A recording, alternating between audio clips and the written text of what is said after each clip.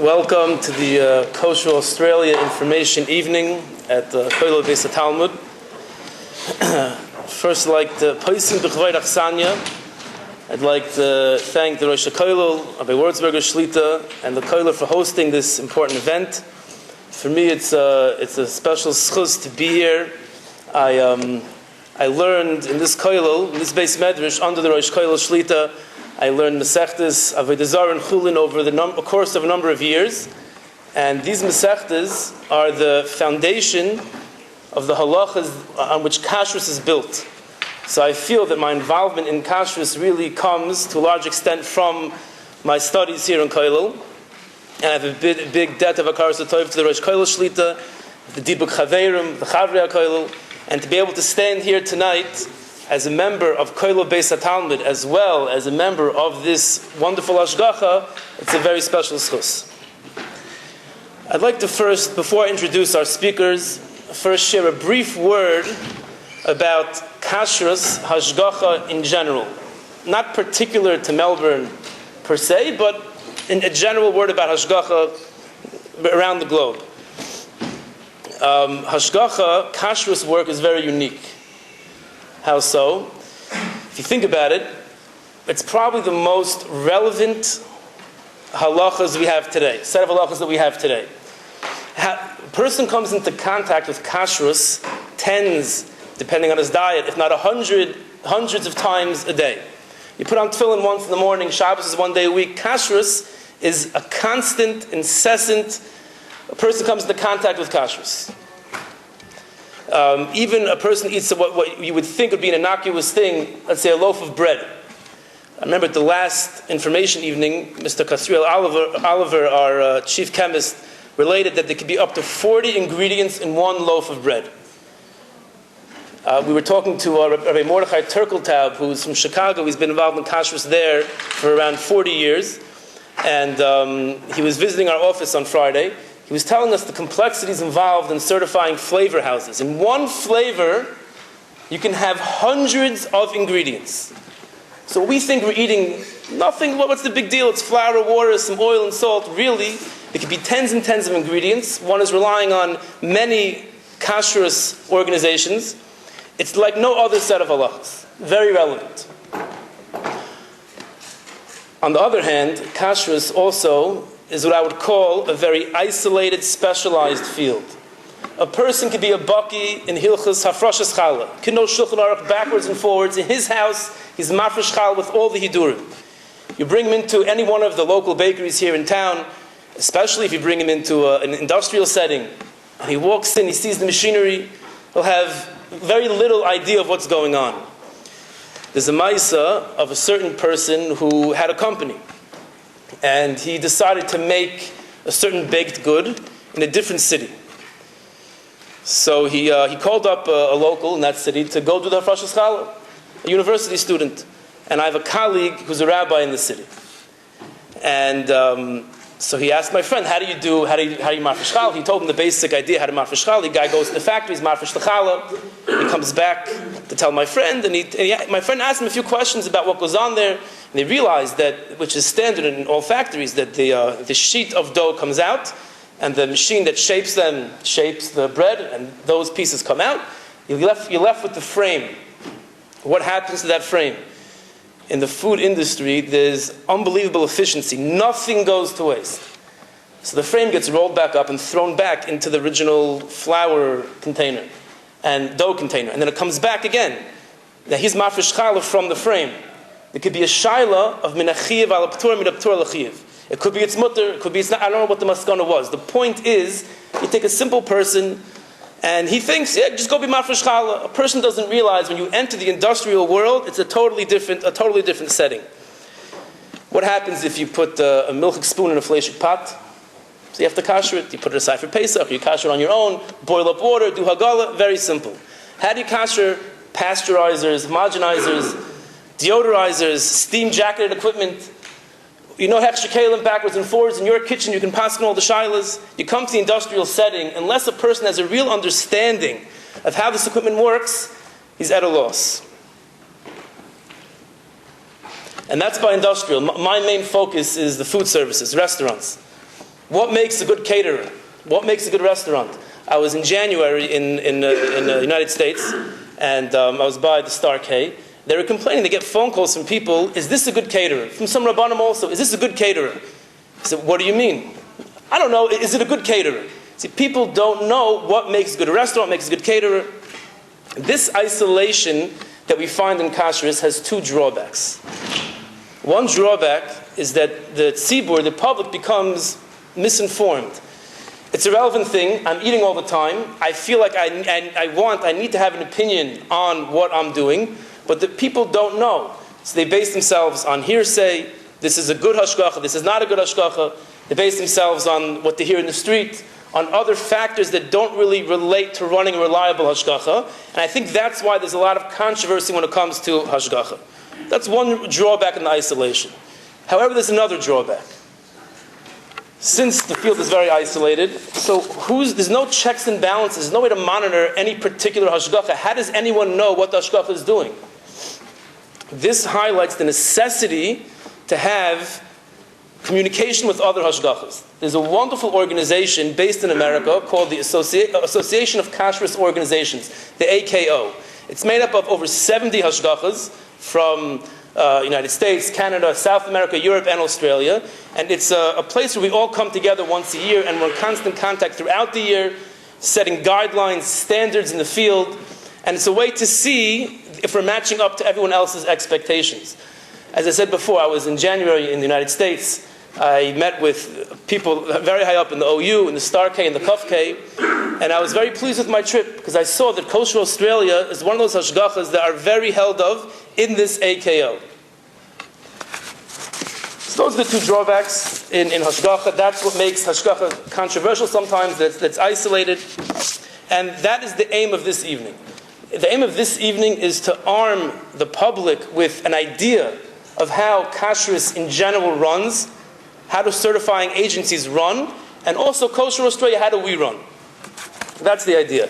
Obviously, we can't cover every topic tonight, every question tonight, but Be'ez Hashem, we hope this not to be a one-time event. We hope to have many of these such information evenings throughout town, where Be'ez Hashem, we hope to cover all the questions, and we see ourselves as serving the public.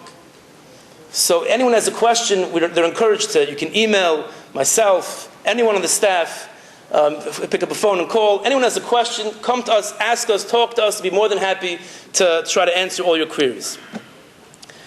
Before I introduce Rabbi Gutnick, I'd just like to introduce some of the staff members on our Kosher Australia team. We have here Mr. Kasriel Oliver, who is our chief chemist. He's one of the longest-serving technical experts in the field of kashrus. For nearly 20 years, he's been responsible for nearly all of the mainstream kashrus in Australia. He's a member of the Royal Australia Chemist Institute. 35 years. 35 years. 35 years. He's a member of the Royal Australia Chemist Institute and a chartered chemist. And it's a big schus to have him here tonight with us. Ask him about ingredients. He doesn't stop, keeps on going. All his ideas, it's unbelievable. Mrs. Melman, she might be upstairs. She is the longest-serving member of Kosher Australia. She was involved from the beginning, from, I think it says here, 1968, as a volunteer checking out companies for the Committee of Kashrus then. She took a permanent role in 2004 as an investigating chemist. For some of the olim here, I think they know her son-in-law, Adam Ruzhnik, who works at Adas Hashgacha. And if you would hear how Adam talks about his mother-in-law, well, I'll give a bracha to every mother and father-in-law that their children-in-law should speak about them the way Adam speaks about his mother-in-law and her ideas in the field. Then we have sitting here Morty Honders, who's of Dutch descent, and he's very much involved in the industrial side of things. I went with him on one of the audits to the Peerless oil refinery. That's Gloucester, Shefa, Mazol oil comes from there. And so I was warned by the office that Morty has a tendency to get lost at these audits. These refineries, it's like 10 times the size of this room, pipes going everywhere. He gets lost. Okay, I thought they were joking. When you get to the place, it's around 5 of us there. There's the head guy and the quality assurance person and some other people there. And we're in a certain part of the refinery where you have all these massive tanks up to the ceiling, and 20 or 30 of them. And all of a sudden, we can't find Morty. He's lost. He can't find him. 1 minute, 2 minutes, 5 minutes go by, and then he emerges from like the steam and the oil spritzing everywhere. Out comes Morty with his little notebook and pen. He had outlined, he had mapped out, he had given a map of this whole section of the refinery. He wasn't just soymich on what the computers say. He wanted to see it himself. Like when you learn your Vamis, you can't just look at the charts. You have to figure it out yourself. He wanted to see himself exactly how everything works. And in such a refinery, which is extremely complicated, it's really a necessity, not a luxury. That's Morty Honders. Unfortunately, tonight, Rabbi Ephraim Baskin could not make it. He's actually in the middle of getting his degree in food chemistry. He chose that, his master's in food chemistry. He chose that field, obviously, out of his interest to be involved in kashrus. You might have recognized him. He's my chavrusa for a period of time here in the morning, before first Seder. I was once with him in the UHT plant, UHT milk. And he spent the first half hour giving advice to the company how to best prolong the shelf life of their UHT milk. Before we started any kashrus. Professionalism, he understands the subject, which is again a necessity, not a luxury, in this line of work. Chaim Silkov also, I don't think he's here tonight. He manages the mashgichim at various venues and caterers. His expertise in Hechsher Kalim. He's been a member of Kosher Australia team since 1997. That's the Kosher Australia team. So as you can see, kashrus is a serious business. It requires professionalism, understanding of equipment, people, and of course halacha. In my short time at Kosher Australia, I've seen all these characteristics in Harav HaMachshir, Rabbi Mordechai Gutnick Shlita. In my various halachic conversations with him, he has these halachas down pat. Besides also being on the Bezdin, on Gittin and other, being a rabbi in the Elwood Shul.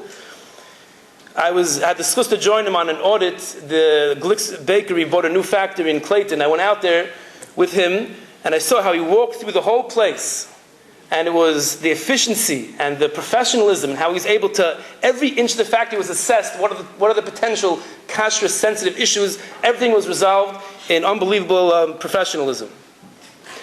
Rabbi Gutnick also is highly respected internationally. Mikza Shivcha B'fonov. He's highly respected internationally. My trip to the United States yielded that. I was by one of the main ashgachos. One of the higher ups there said, if it's good enough for Rabbi Gutnick, it's good enough for us. It's not a common thing. It shouldn't be taken for granted. Such a relatively small town as Melbourne has such an internationally level Rav HaMachshir. So without further ado, it's my honor to call on Rabbi Gutnick to share a few words with us.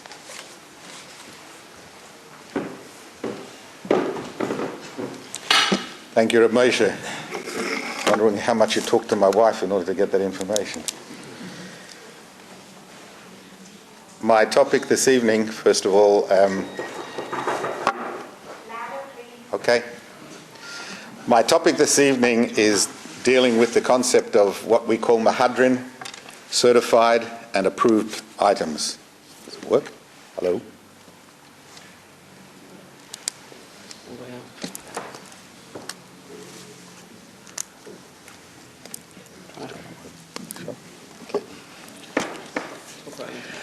Before I commence this topic, I'd just simply like to, first of all, thank the Kollel BT Talmud, and particularly Moshe for working on organizing an evening this evening.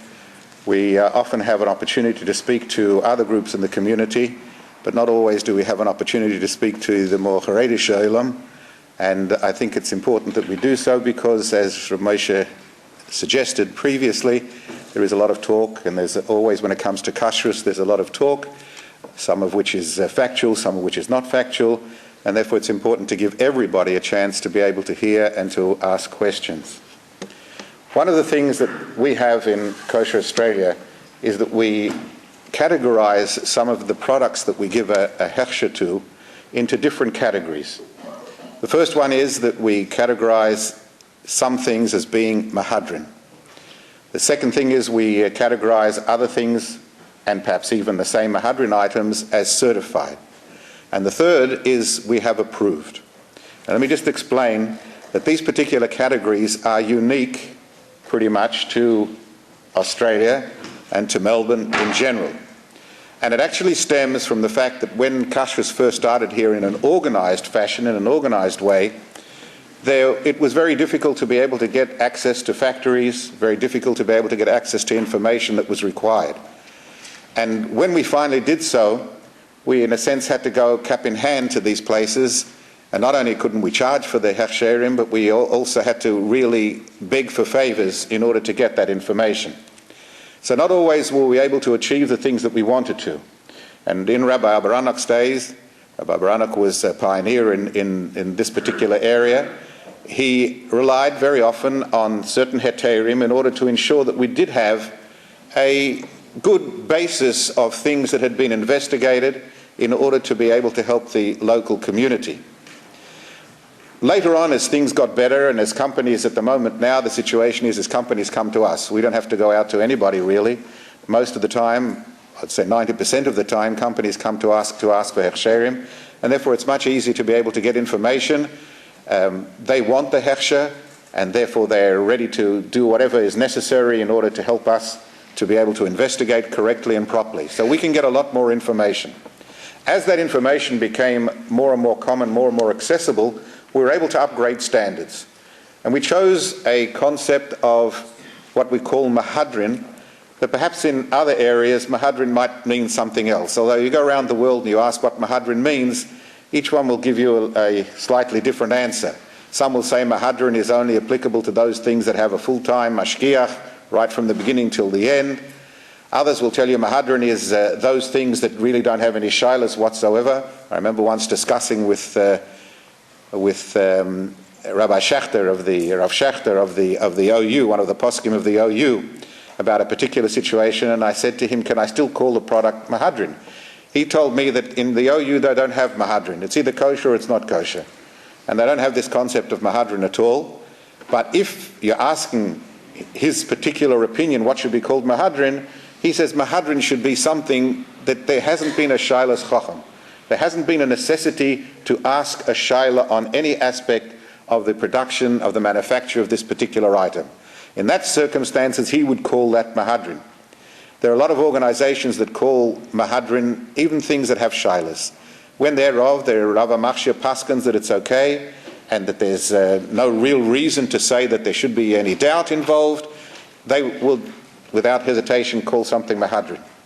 I remember Rabbi Groner once told me that he had a question with regard to ha'olam cheese, that the ha'olam cheese used to have on it mahadrin min a mahadrin. And when he asked them why it's mahadrin min a mahadrin, they said because it's mahadrin min a mahadrin. So he found out later on that the ha'olam cheese, when the issue of 212, as they call it in America, when the issue of whether koshering has to be at davka boiling point, or whether you can rely simply on the fact that something has been koshered with water that's higher than the production temperature, all the different shittas involved. So they happened to use not 212, not boiling point, they used a lesser degree. So Rabbi Groner said to one of the Rabbonim who he knew that was involved with the ha'olam cheese and said, well, why do you call it mahadrin and mahadrin when you're not koshering at boiling point? So he gave a teretz, a hinah, whatever it may be. 6 months later, the mahadrin cheese, the cheese that came out here to Australia from ha'olam now had written on it kosher mahadrin. So they had accepted it was no longer really fitting to put in the words kosher mahadrin and mahadrin. So everybody has their particular different understanding of what mahadrin means. We in Kosher Australia consider mahadrin as something that we believe is without shilas. Not necessarily without any shilas whatsoever. It could have certain shilas involved, but in which we apply an accepted heter for that particular shilah. It could be something that's totally 100%, but it could also be something where we have a particular question involved, but because of the circumstances in which that particular problem can be resolved, we believe that there's no reason not to say that this is a good hechsher. So mahadrin, we refer to something that has no shilas that we believe, in accordance to the way that we paskin, there is no shilas involved with this thing at all. It might not be considered mahadrin in accordance with others. Others might say mahadrin will only be something where you have a full-time mashgiach from the morning till the night time. That's considered mahadrin. But we have used that terminology in order to distinguish it from other things that we give a certification to. For instance, if we give a certification to things that are made from cholav stam, that are not cholav Yisrael, we consider that particular product as being certifiable. We're able to certify it. If we're in accordance with those who hold of the Kollel Stam can be used, I'm not talking about Kollel Akum, but Kollel Stam can be used, then in those circumstances this product is certifiable. The OU, the OK, the Chof K, Star K, at least in one of its symbols, all allow the inyanim of Kollel Stam to be certified. But we will not call that Mahadrin. We will call that as being certified, and certified, well certified, according to many poskim, but at the same time, because it's not Chol of Yisrael, we will call it certified but not Mahadrin. We have a third category, which is a category that is called, oh, and by the way, Mahadrin products can apply, and the Mahadrin symbol that we have in our book can apply, not necessarily to things that are even certified. If we have salt, or we have certain things that really by their very essence are considered as being acceptable, so in those circumstances they can be considered as being Mahadrin even without a certification. Very few, but there are such things available. The third category that we have is the category of approved. This is really a historical situation whereby when we, as I mentioned previously, first started out and we had to give a hechsher to certain products, what we did was we gave the hechsher to those products even though we didn't necessarily have the standards that we would be able to consider it as being a truly certified product. What do I mean by that? Truly certified product, for instance, really needs to have not just investigation, not just to make sure that the way in which it's produced is produced without any real shilas, but it also has to have a commitment from the company that the company says that we are committing ourselves that if we're going to change anything, we will let you know beforehand.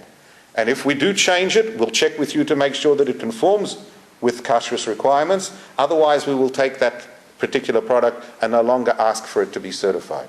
And that is very vital, because many times we find, and throughout the world this is the case, where a mashgiach will go into a factory for its, whether it's a monthly audit, a weekly audit, a yearly audit, whatever it may be, will go into a factory and find that the company could not get a particular product as they used to. It can be exactly the same product. It can be an emulsifier, for instance. It's used to help mix the oil into particular products.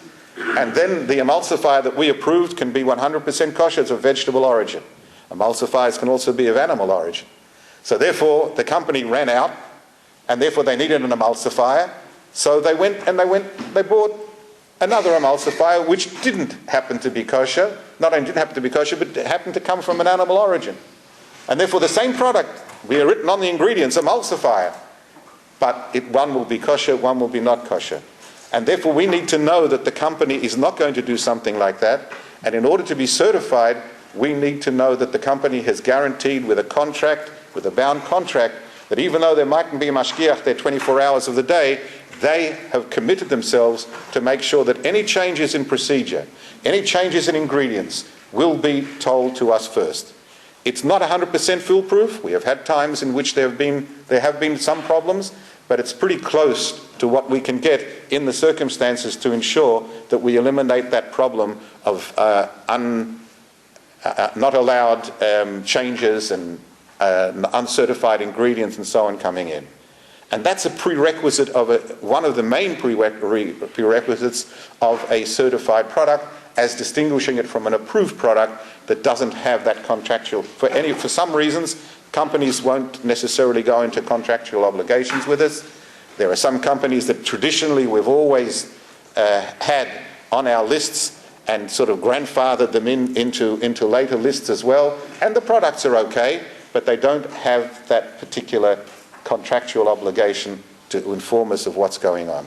Some big companies, I say Cadbury's for instance, don't have this particular agreement with us, and therefore we won't certify those products. We'll call them approved. They're on our list, but they're listed as approved, and we do recommend in the beginning of our book where it explains all of these things, we do write down there and say it is our recommendation that people use certified products rather than approved. But if somebody's stuck on a holiday somewhere in the middle of Australia and they aren't able to get a properly certified product, they can usually, and a lot of people do, rely on the approved product as well, based on the chazaka that it is okay, but nevertheless has that rider in it that we can't necessarily always guarantee that this product is going to stay okay. The other conditions that we've actually put into our book, and I must tell you that when we say that something is mahadrin, we are trying to say that it does have a high standard of kashrus, so much so that it's sometimes even at we have a conflict perhaps with some of the other organizations around the world. The OU that doesn't have this mahadrin designation will, for instance, allow tuna to be considered as kosher and have their symbols on it, even though there's not a mashgiach tamidim present. They rely on controls. They rely on the fact that whenever they do come in twice a year, 3 times a year, or whatever it may be, they've never found any fish that are problematic. They rely on the controls that the company itself has to make sure that something like dolphins, which can be a problem, are not in the tuna because dolphins are a protected species and so on. And they rely on these things in order to say that this particular product in this particular factory that they've investigated in this way can be considered as being kosher, and they'll put the symbols on it. Because the OU have put the symbol on it, and John West and other companies that are actually produced in the same factories in Thailand as the OU product, and it's under OU Hashkocha officially, the company at least, but when it comes out here as John West, it doesn't have an OU on it, we will put it in our books as being acceptable, as being certified, but not mahadrin, because there is that shaila involved. So therefore, the fact that we do have the mahadrin in our lexicon, under those circumstances, we will therefore sometimes have standards that way that indeed supersede our brother or sister organizations that are also members of ACO, in an example such as I have given with regard to the tuna. So I think that covers it. If you want to know it in greater detail, you're more than welcome to have a look at our Kosher Australia Food Guide. In the front pages, it tells you how to use the food guide. It does explain what mahadrin is. It explains what certified is. It explains what approved is. And therefore, you have a choice to be able to know yourselves as to which products you want to be able to use, or which products you can go to your Rov and ask him which ones should we use or which ones for our particular circumstance.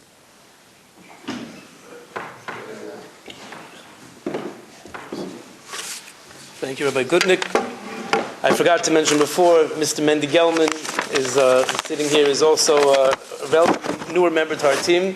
He's the tech guy, he's the PR person, all the computer stuff, and often I find he's the voice of reason in the office. One of them, it's just to have him here too. After I sat down before, I get an SMS, you forgot Yankel. Whoever works at Kosher Australia cannot forget Yankel. Mr. Yankel Weisbord is our general manager. What's a general manager? He's a general manager. I mean, he does basically everything. Internally, externally, he's our face to new clients, and he's very successful in speaking with them and convincing them that kashrus is worth it. He tells them, you know, the meal you have once a year in the end of December, we have that twice a week. If you understand how Jews consume food, it's worth to get kosher certification. That line works. He's our encyclopedia of ingredients and products. He, like I said, deals with our potential clients. He actually, I think, has the record for receiving the most death threats of anyone on our team. Is that correct? Kashrus is a very serious business. A lot of money is involved here. And I know where your family lives. Things like that have been said to him. 24/7, he goes on vacation. I don't know how he stays awake and how he stays healthy, but he's always available. You can email him at 1 in the morning, you can email him at 6 in the morning, you always get a response. Which other hashgacha has a general manager that if they're short-staffed on a Motzei Shabbos will go be a mashgiach at an event? That's Yankel. His dedication is exemplary, and it's my covet, my honor to call upon him now to share a few words. Okay. Thank you. Does it work? Thank you, Rabbi Shrek. How can I start after that? That's fantastic. Who are you talking about again? Okay. The topic I've been given, because we firstly thank you all for coming. Thanks to Basic Talmud, of Würzburger, Rabbi Shrek. He's been a wonderful, wonderful addition to our team. Fantastic addition to our team. I schlep him around everywhere. Is that Mrs. Oliver? Is that Mrs. Oliver again? Oh, sorry. Rabbi Shrek has been a wonderful addition. I've schlepped him to all the different restaurants and caterers, and he's seen how we sort of have to deal with people who get really upset and excited. And I always push him forward when they get really excited. And afterwards they calm down, I deal with them. But my topic is what makes a good hashgacha, or reliable hashgacha. And perhaps one of the most common questions we receive, and we get asked that by email, phone, by Facebook, is the acceptability of specific hechsherim. It goes without saying is that because my wife is on many WhatsApp groups, of course, she gets asked the questions as well, assuming that she knows everything I do, because she knows much more than I do. But so yesterday, for example, there was someone in Costco, and she got an email. She got a WhatsApp question. The hechsher looks like a K inside a G inside a triangle. Has anyone seen that one? Yeah. Yep. No. Yes, we've seen it. So anyone know? So I was unaware of what it was. I mean, I've pretty much seen all of them, I thought. So I looked around and finally worked out it's from the Orthodox community of Guatemala. And of course, I'm not to say whether the hashgacha is reliable or not. It was on frozen pineapples, which probably is going to be okay anyway. But it's just interesting that this is the question people want to know. Is a hashgacha? What is a hashgacha? Who is it? And is it reliable? And when you look in, if anyone's got a subscription to Kashrus magazine, they'll see there's approximately 1,300, 1,400 hashgachas, of which we usually say maybe 5% are reliable. But how do you know the parameters of reliable hashgacha? So what I'd like to do is take a step back in history to sort of answer the question. Anyone who's ever seen a letterhead from the OU, they see on the OU Kashrus, they'll see the list of all the rabbinic administrators, and it always says there Rabbi Alexander Rosenberg. Now, late Dr. Peter Kluder, alav shalom, passed away a few weeks ago, who did my job before I sort of did my job, I think, he passed me a book which discussed the history and underpinnings of modern kashrus. Prior to the 1940s, kosher certification was pretty much a disaster in the US. Each individual rabbi pretty much gave a hashgacha on products made in his community. There were no standards. No one really knew what this rav meant, what this was. They didn't know anything much what's going on. They didn't even know how from the rav was who was giving hashgacha. And we talk about this thing, the letter K, is K kosher or not? So we say K is not okay, but what does it mean? In New York, we've all heard about the fact that kosher meat was pretty much a racket, and in fact it's documented there was corruption, organised crime involved in the hashgacha of meat. So what did Rabbi Rosenberg do? So I'd like to read from Rabbi Earl Ween's blog a little bit about Rabbi Alexander Rosenberg. And pardon my reading, it may not be that good. The Achilles heel of the Orthodox rabbinate in America in the first 6 decades of the Jewish immigration was kashrus supervision. The chaos surrounding kashrus was almost indescribable. The great Yaakov Yosef, who was elected the first and only chief rabbi of New York, was hounded to his premature passing in 1902 by the conflicting forces battling for control of kosher food supplies in New York. Kosher supervision fell into the hands of people, food manufacturers, distributors, butchers, abattoirs, questionable rabbis, and out-and-out charlatans who were clearly into it for the dollar profits that could be extracted from the kosher consumer. Rabbi Rosenberg was descended from a distinguished line of Hungarian rabbis, combined himself with old world charm, a shrewd understanding of people and their true motives, an uncanny business sense, unimpeachable integrity, enormous compassion for individuals, and a sense of public service. He was an accomplished Talmud Chacham, someone who knew when and with whom to consult on matters of halakha and policy, and was the epitome of efficiency and rectitude in all his dealings. But his greatest accomplishment was that wherever he went and with whomever he dealt, The experience turned into a Kiddush Hashem. He became the guru of manufacturers. He envisaged a day which has arrived, in America definitely, where a Jew could walk into almost any supermarket in North America and purchase kosher food supervised by the OU or other reliable hashgachas. Any Jew who travelled anywhere in the United States, Alaska, Hawaii, Utah, North Dakota, anywhere, can well appreciate the service that Rabbi Rosenberg provided in guiding the OU in popularising the concept of kosher products, product distribution in the general food industry. Effectively what he did was to remove the lone gun rabbis. He brought basic standards to kashrus, and to the point where, because of him, many say that kosher is where it is. It's the number one claim the last 5 years running in America for new product introductions. So a new product which is made, the number one claim is kosher. Not organic, not GM, non-GM, not superfood, kosher. And that's because he basically brought standards and removed the shoddy kashrus. So what are the characteristics of reliable hashgacha? So number one, and unfortunately Rabbi Shrek has probably stolen most of my thunder, but hopefully I'll have some different stories. Number one, halachic expertise. Obviously the Rabbi Machshir needs to know the halacha. He also needs to know how it applies in modern manufacturing. Not simply just knowing basar v'cholov or how to look at the complications of a domestic kitchen, but it's also how to look at how do you kasher a spray dryer which is 5 stories high. Spray dryer operates, spritzes for example for milk, spritzes milk through a pipe, comes down and it generates a huge turbine of heat, and by the time it hits the floor you've got milk powder. How do you kasher one of those things? Only Rabbi Gutney knows how, not me. Or what happens, another interesting question which came up. We were doing an Amavushal wine. What happens if the guy by mistake knocks the barrel? Didn't mean to, just knocks the barrel as he's walking back with an Amavushal wine. What's the status of all that wine? I won't answer that one. Or how about extruders, which make little bran straws, or rice straws, which also extrude products which contain dairy? How do you kasher that type of equipment?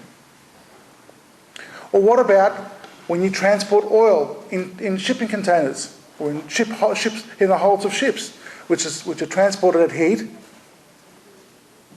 How does one deal with that? How do we kasher a hold like that? So that type of thing that's the halachic type of expertise or of which a kashrus authority has to know. The second area is technical expertise. You have to understand which ingredients, as Castriel will tell you, there are thousands and thousands of chemicals, which are a problem, and which of them are not. You have acids. Well, one would say, an acid, it burns. Well, which acid is a problem? Well, hydrochloric acid, is that a problem? Is caproic acid a problem?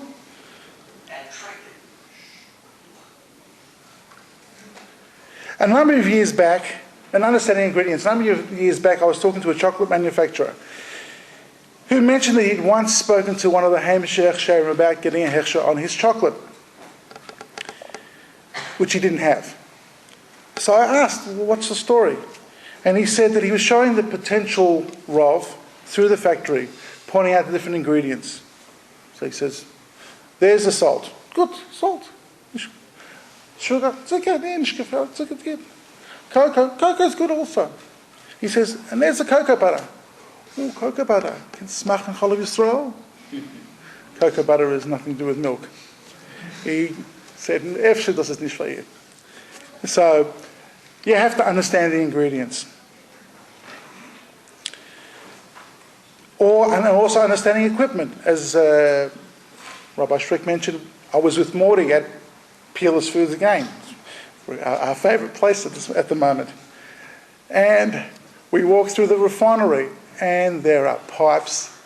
You only saw one part of the factory. I saw the other factory, which had 3 of these things. You have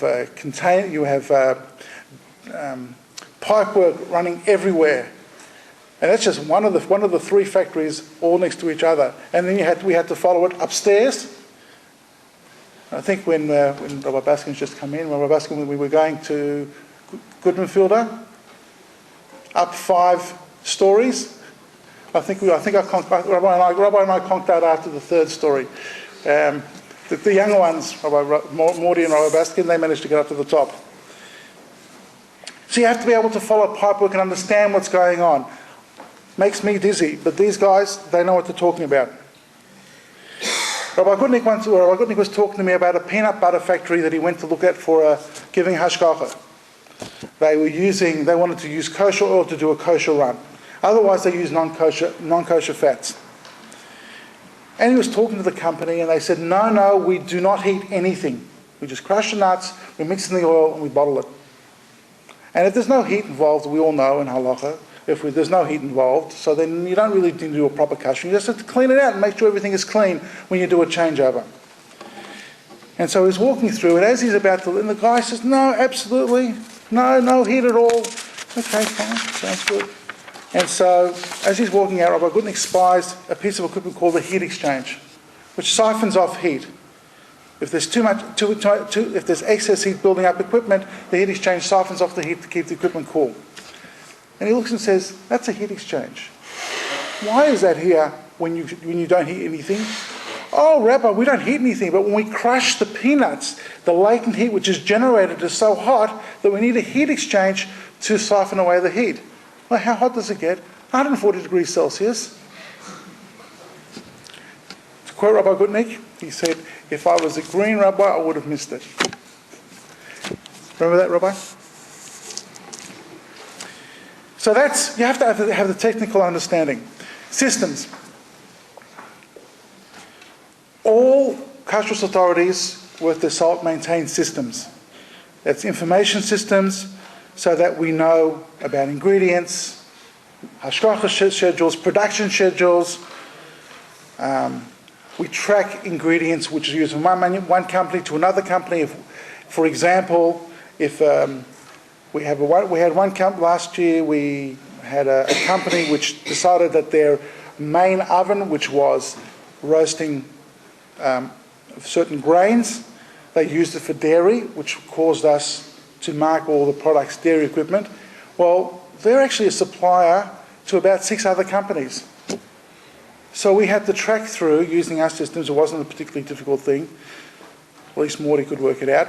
Was that we tracked through and we had to mark not only the products from one company dairy, but from 6 other companies, and they were not particularly impressed, might I say to you, considering they were selling powerful products beforehand. But so we have to be able to trace those things. If an ingredient becomes not kosher, it goes right through the production chain. We also, as part of our systems, is we always visit factories. We don't, no matter how much information we have about the company from a conceptual perspective, be it the internet or their word or letters or emails, we still have to actually get first-hand knowledge. Because without first-hand knowledge, you can't get a feel for the company. As Rabbi Gutnick said, part of a hechsher is that we sign a contract with the company, they sign it with us, that they will feedback to us if there are any changes. But however, if the company's not reliable, how are you going to know? You're not going to know by bringing them up over the phone and talking to them. You have to go there and look at what's happening. For example, Rabbi Gutnick was in Brisbane several years back. He had a list of ingredients which we expected to see. We come equipped with a list of what we're going to give a hechsher to, the ingredients. We're looking at we've got what we expect to do, so we're just really cross-checking. And Rabbi Gutnick's reading through, and he looks and says, I didn't know you guys had citric acid. And the quality manager who was working with him said, we don't. He said, well, what's that? And lo and behold, in front of them was a barrel of citric acid. She goes, I don't know. She was very, very embarrassed. Sorry, we need it a bit louder. She was very, very embarrassed. So, when we visit a factory, we actually get a feel for how the company operates. If we can rely upon them. Remember, the underpinning of kashrus is uman lemaru uman. The craftsman's not going to mess up to mess us up. So, if we cannot find the company to be reliable or have good processes in place, well, we have a great difficulty in giving a hechsher to the company. So that's the third element. The fourth element is policies. Now, in the Kosher Australia Food Guide, as Robert Goodnick has mentioned, at the beginning we have a list of most of the policies that we have in place, be it Chol Yisrael, Pas Yisrael, Bishul Yisrael, dairy equipment, dairy. We also have a very extensive Mashkiach handbook, runs about 100 pages, which Rabbi Goodnick has put together and has been reviewed by the other Rabbonim. And it also covers other policies. Without policies, well, what are you working towards? In this case, this factory will be, well, this factory will apply this will apply these rules, and this one will do something completely different. Well, how can the Olam have any confidence in the Rabbonim that they know what they're doing if they're changing from one place, from one factory to another factory, from one day to the next day? Rabbi Schreck mentioned about networking. It's almost everything you said. Mentioned about networking. There are very few scenarios nowadays that have not been dealt with by the OU, by the Chofke, by Chicago, by Rav Landau, which we talk with as well, by London Based-In, and others.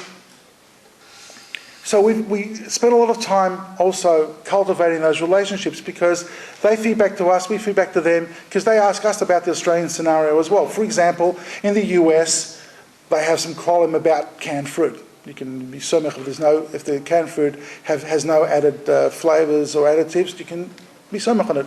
In Australia, you can't because the operations are different.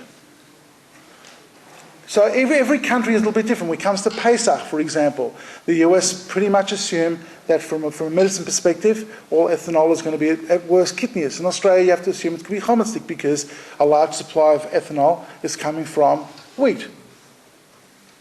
And in Europe, it's grape, which has different problems.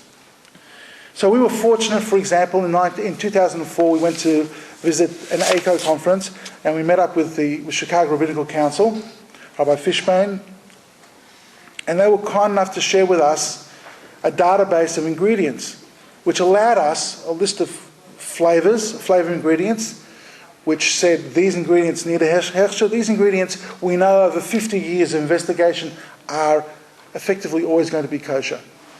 And because of this networking, that allowed us to unlock the flavour houses. So we deal now with about 20 flavour houses, which in turn has unlocked the retail market and retail products. To give an example, and it's an interesting example, there's a range of food bars, healthy little food bars, fruit and nut and stuff like that, which they approached us in 2005 and asked us, could you please give us a hechsher? And we went through all the ingredients and we said, look, you guys use about 60 ingredients. 55 of them are not kosher at this stage. 5 of them are okay. And the owner said, look, I can't change that much. So we'll have to leave it. We'll have to put a hold on that and revisit it sometime in the future. We revisited the company 4 years later, and of those 60 ingredients, or the 55 ingredients which needed a hashgacha, which weren't kosher, 53 of them were already kosher. So he said, two ingredients I can change. And that's because of the efforts of the assistance from what we received from Chicago allowed us to push forward with kashrus and develop kashrus forward. What's the last important parameter, Tzchuna? The ability to learn from mistakes. We are all human, well, at least I am. And no kashrus authority is perfect. So we're staffed with people who make errors. And it's not the fact that we make errors. It's the fact that how you respond to an error. Do you use as an opportunity to develop a better procedure, to fix things up? Or do you just try to bluff your way through and say, it really wasn't a problem? I mean, my background is actually IT, so I used to write software, chas v'sholom. But we always, when I was doing that type of thing, we always looked at errors in computer software and said, gewaldig. It's an opportunity to improve the software. And that's what we look at kashrus. People pick us up and call up and ask questions. Yanni Fisher calls me how many times a week? Very regularly. You want to know information? We always provide information. If we make a mistake, do we let you know? Of course. And we try to fix it up. So that's a very, very important part. The hashkachas who go, we never make a mistake, well, someone's not telling the truth. So you ask the question, what about all these hashkachas overseas? How do we know that they're okay, or which is okay, which is good, and which is not good? Well, of course, we network. We ask ACO, we ask Chicago, we contact London-based, and we contact Rav Landau's office, and they tell us, and they give us information, this follow, and this follow. And broadly, they fall into really three categories. I mean, if people follow our Facebook page and they ask us about various hashkachas, we always say, we have to check the product. There's a reason. There's three basic problems with hechsherim. Number one, do they know what they're doing? They may be new to the game. The Rabbanim may have little experience. So simple products probably will be fine. More complex production needs to be checked. I checked the hashgacha. I was talking to a new hashgacha out of, not Belarus, somewhere in Central Europe. Last year, they do a range of pickles. I'm sure it'll come to me eventually which country it was, one of the Baltic states. And I noticed that their kosher consultant was someone in Wisconsin. So I contacted them and asked them a few questions. And I also made a note that he sort of said, oh, this product is kosher l'Pesach. And I said, it's got canola oil in it. And he goes, oh yeah. So you can sort of tell. So he answered the question. So for the basic product, which is pretty simple, fine. But again, flagged guy, if you've got to ask him each time, because he doesn't quite know what is exactly some of the more intricacies. So that's one area, lack of knowledge. Second area is due diligence. Some hashgachas take on too much.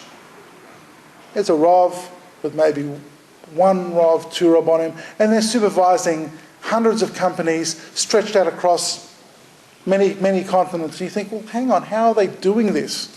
Are they actually getting out there and going through and checking the hashgachas properly?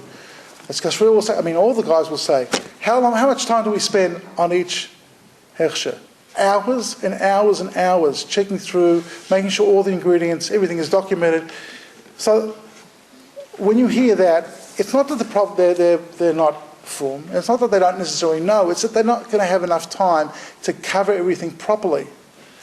And so in those scenarios, what we do, if we want to, we don't want to sort of just disregard the hashgacha, we'll actually contact the hashgacha. I'll contact the hashgacha, or Rabbi Gutnik will contact the hashgacha, and we'll ask them, look, this is the factory, you give a hashgacha on this product. Are there any issues? If there were issues, how did you kasher? What were the emulsifiers used? What were the flavors used? Under which hashgacha were the fats? And if they can't answer the question, you know that they haven't really done the proper thing. If they can answer the question, well then, in that case, this product is fine. So that's the second category. Again, you can sort of fix it up. The third category is Rabbanim and not Yerushalayim. Sadly, there are people there which there's no point in asking the question because they won't give you a straight answer.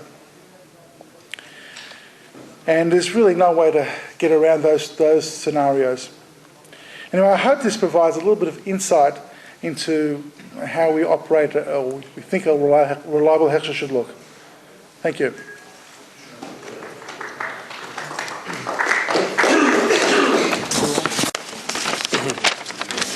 Just two quick follow-ups to what Yankel said, and we'll start the questions. We have till 9:30, till Ma'ariv. One of the chidushim I had when I joined Kosher Australia is that I always thought that the best thing to have is mashgiach tmidi. That's the mahadrim min mahadrin is a mashgiach tmidi. After visiting our favorite oil refinery, you realize it's true in any such place, Peter's Ice Cream, any of these massive, massive places, you see that you can't tell by being there. It's almost worthless to be at the facility and watching whatever the product is coming out of the pipe. How do you know what's in there? How do you know where it's been? That's why being able to tap into the computer systems, being able to read their documents, seeing where things come, could in some instances mean much more than having a person present on site. It's good to have a person present on site. If that's all you have, it's almost impossible to know what's coming out of the equipment. Second quick point, the complexities of the kashrus industry. I got a question recently about Ricky's licorice that has grape flavor, natural grape flavor. So someone asked me, how can you certify that? It says natural grape flavor. I told him, we make mistakes, but an oversight like this, certifying a grape licorice that says natural grape flavor, and it's stam yenum, that doesn't happen. It turns out that it's not natural grape flavors, it's natural grape flavors, which means that as long as you take a piece of grass and a rock and put it together, it tastes like a grape, it's natural, and it's a grape flavor. So there's no grape anywhere there. There's another Gatorade. I think when I first started, I saw there's a Gatorade, fierce grape. Yankel told me there's nothing close to grape in fearless grape. So that's the need, the importance of contacting the Hashgacha, asking us, and we will always, Bez Hashem, have the answers. Okay, I'd like to give priority first to the questions that were sent in, and then we'll open the floor to questions. The first question, which we get often: what is Kosher Australia's stance on the need for a mashgiach tmidi at fleischig restaurants? Rabbi Gutnick, would you like to field that one?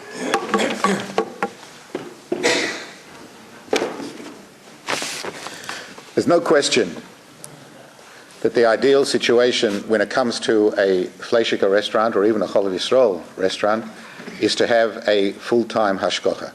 If not a full-time mashgiach there, then at least we should have somebody who's a Shomer Shabbos who is there full-time and is able to do what is necessary in order to ensure that it doesn't become bosa shenisala min ha'ayin. A number of years ago, at the ACO conference that we attended, the ACO is, by the way, is the Association of Kashrus Organizations. It's a group of about 60 or 70 of the 1,300 organizations that have been approved by the major kashrus organizations, the OU, the OK, the Chofk, Stark, and so on, who have got together and formed this organization in order to make sure that we can have an organization of reliable kashrus certifiers who are of similar standards, of the same standards even, and also reliable standards. And if you're a member of ACO, that means that they've checked you out and they've come up with standards that they're all happy with and that they all agree with.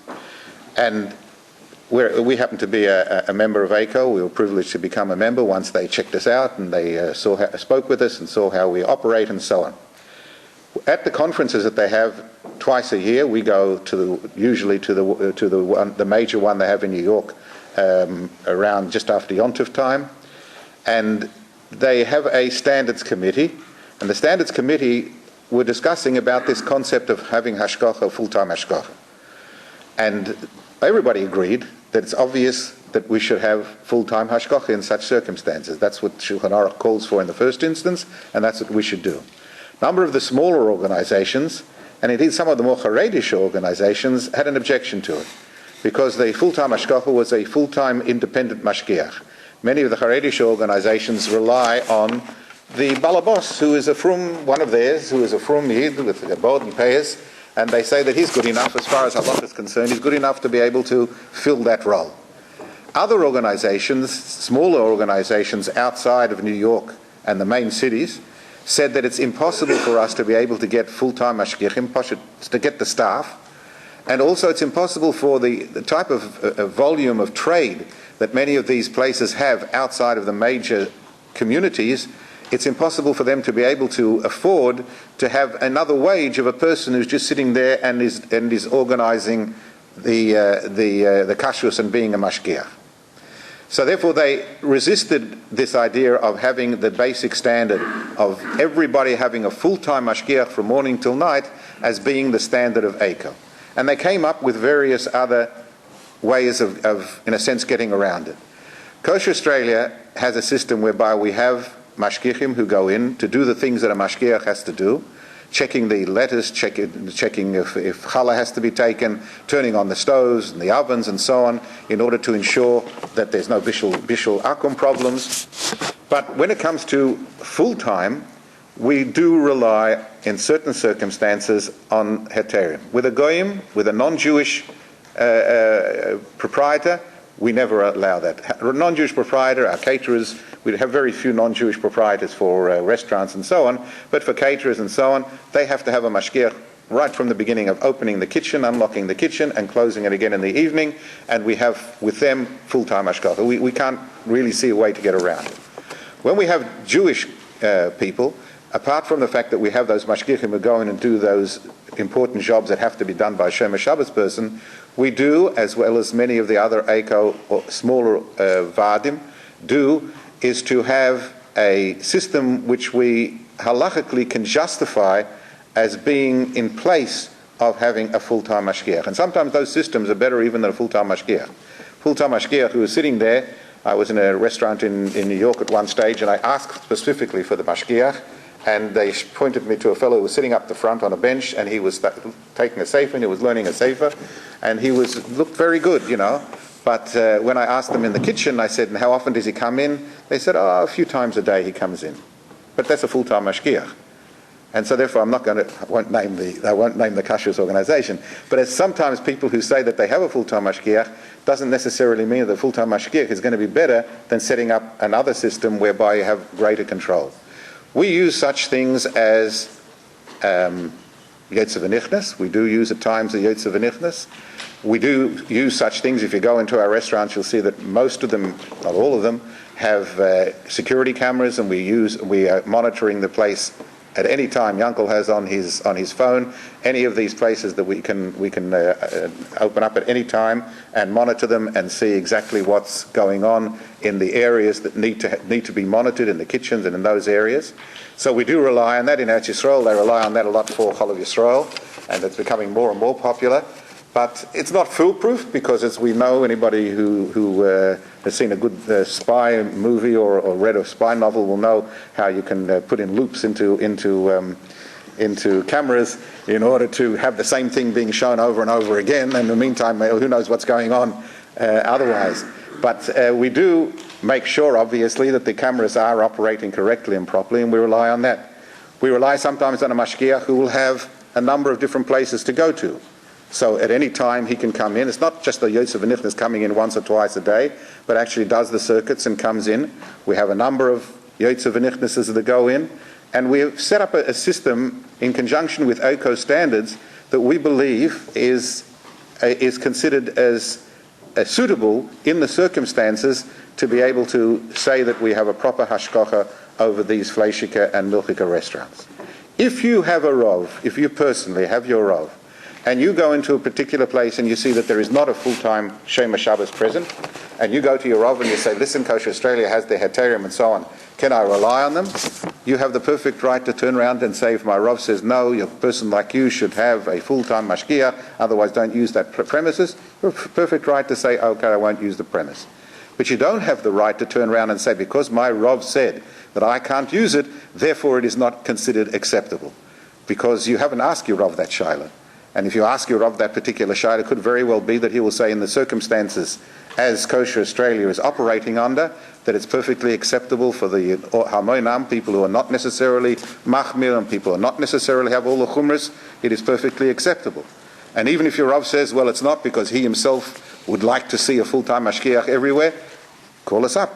Talk to other Rabbanim, talk to the Rabbanim who have introduced that particular standard and ask them, can they explain, please, what's going on. I'm not going to go into all the Lomdisha details. We don't have the time for it, otherwise that's a lecture on its own. But you can rest assured that any place that we have that needs proper hashgacha, in accordance with the din, in accordance with a reliable psak, does indeed have that particular hashgacha. And we have no hesitation in saying that we have fulfilled the requirements that are necessary in order that we know what is going on, and that we know that what is going on is indeed in accordance with acceptable halacha.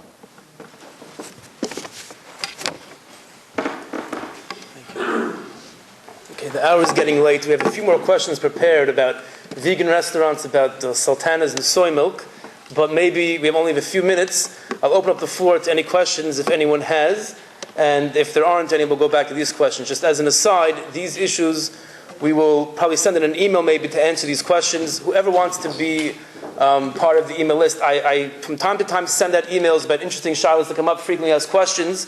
Just send an email into the office. You want to be added to the list, we can put you on the list and you can receive these updates. Does anyone have any questions? Okay, we'll go back to Can I just make one? Sure. One addition to what I said. By the way, before you decide as to whether a place has a full-time hashgacha, doesn't have a full-time hashgacha, check to see.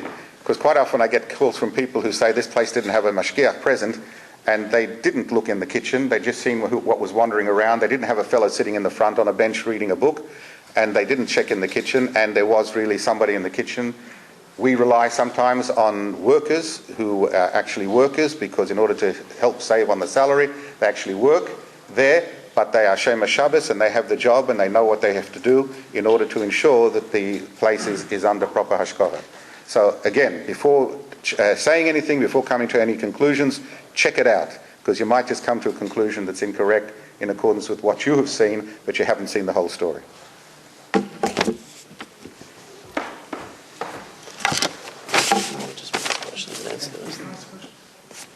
You have a question? What's the... It's probably for you. How do we handle the serving of non-bushel wine at catered events? Well, you should know that better than I do. What we do is a non-bushel wine at catered events. We try as much as possible, and especially with the non-Jewish caterers, we try as much as possible to ensure that they only use mavushal wine. But sometimes you get a particular request whereby it's a very, very fancy function, they want to use a particular wine. We actually have staff rostered, people who actually act as waiters, who, if they want to serve, if the caterer wants to serve mavushal wine, they cannot use their normal staff. We have a number of people who go there with the wine. They're the only ones that handle the wine, and they go around and they serve the wine.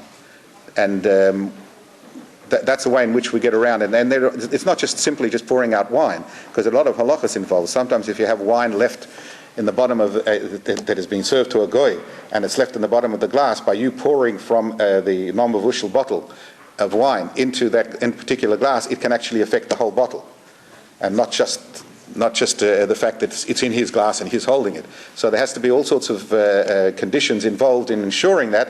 We don't like to do it, we rarely do it, but it is possible in certain circumstances, and we do control it very, very strictly.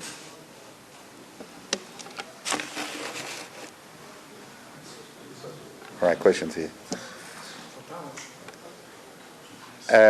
There is a question here. I'll try and answer it in 2 minutes.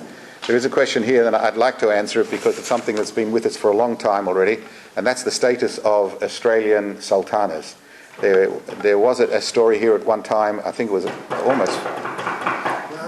By now it's about 15 years ago, and a particular person here in town investigated Australian sultanas. Most of the investigation was not by going and seeing the factory, but by Googling, using Rabbi Google, and coming out with exactly how the sultanas are processed. And they did notice that oils are used in the processing of sultanas, some dried fruits, prunes as well, but mostly sultanas. There are oils used. And then the whole shaila was what sort of oils are used and so on. One particular oil that was identified as coming from a factory which didn't have hashgacha. It was a vegetable oil, but didn't have hashgacha. And at the time, a tumult was made, and people overseas heard about it, and they started saying that Australian sultanas have a shaila involved.